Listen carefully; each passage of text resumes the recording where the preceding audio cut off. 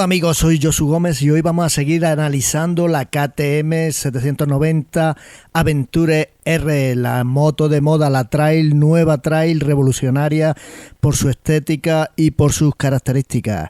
Hoy vamos a analizar su motor. Por cierto, en el final del vídeo os recomiendo que os esperéis hasta el final porque os voy a enseñar el primer motor roto de esta moto. Y vamos a analizar rápidamente este motor. Es un bicilíndrico en paralelo, como ya sabéis, de unos 800 centímetros cúbicos aproximadamente.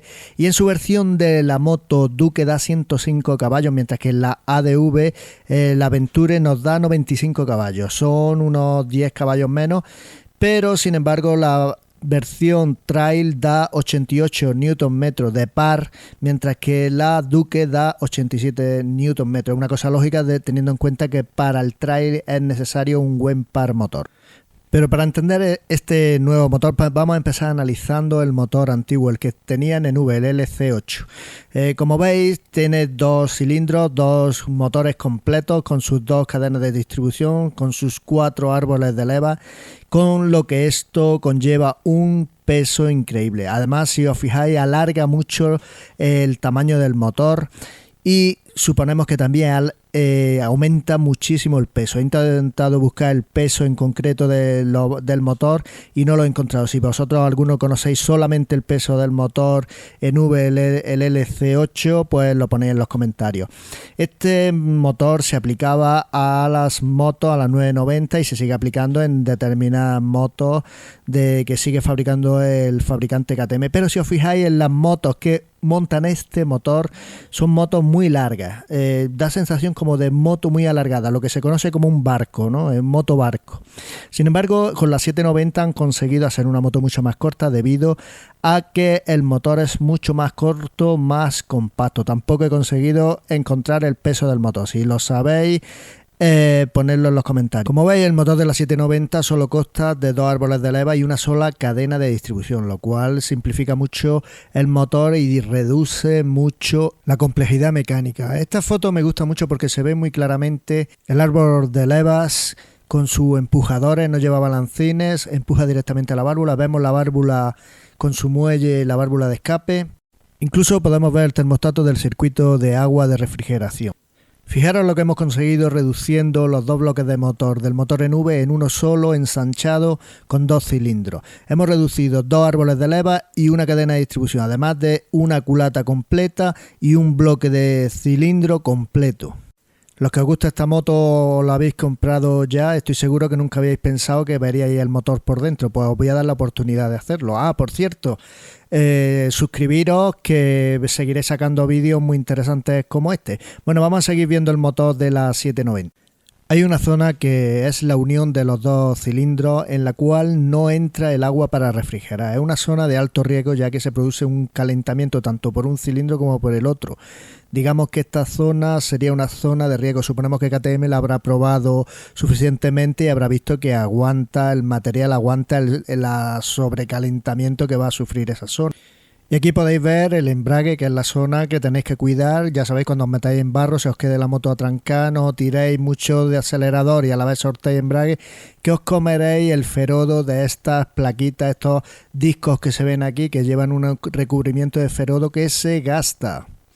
Esto que veis aquí es también una parte muy importante de la moto, es una de las dos bombas de aceite que tiene este motor. La vemos así abierto, es muy curioso ver el motor por dentro. Y en esta otra imagen vemos el inducido del motor de arranque, el cual girará cuando le apliquemos corriente y conseguirá mover los pistones y arrancar nuestra moto. Y ahí tenéis el alternador y los piñones de arranque. He visto en algunos foros y en algunos grupos de WhatsApp que os quejáis del sonido que tiene la moto en ralentí. Seguramente sea debido a esta pieza. Esta pieza es el tensor de la cadena de distribución. Esta pieza funciona por presión de aceite, lo cual quiere decir que cuando la moto está a ralentí tiene menos presión, tensa menos la cadena, y cuando aceleramos aumenta la presión de aceite y tensa más la cadena. Eso podría explicar el sonido que escucháis cuando está la moto a ralentí. Está poco tensada la cadena de distribución y por tanto se producen vibraciones, alguna puede que haya algún choque con el patín de cadena. En definitiva, aquí podéis ver todas las piezas que componen el motor de vuestra moto, los que os gusten, los que ya la hayáis comprado. Esto es lo que habéis comprado. Procurar no maltratarlo mucho porque todas estas piezas se pueden romper y valen una pasta, sobre todo la mano de obra de abrir el motor. Y ya por último os voy a decir lo que os prometí al principio. Como veis, este es el alojamiento de uno de los filtros de aceite. Os recuerdo que esta moto no cierra el chasis, es un chasis abierto que el motor hace de chasis, con lo cual el cubrecárter es la única pieza que protege el motor. Pues bien, parece ser que el cubrecárter en una de las ocasiones no ha sido suficiente y uno de los porrazos, aquí os lo enseño y mira que está bien protegido esta parte del motor, incluso por el depósito de gasolina.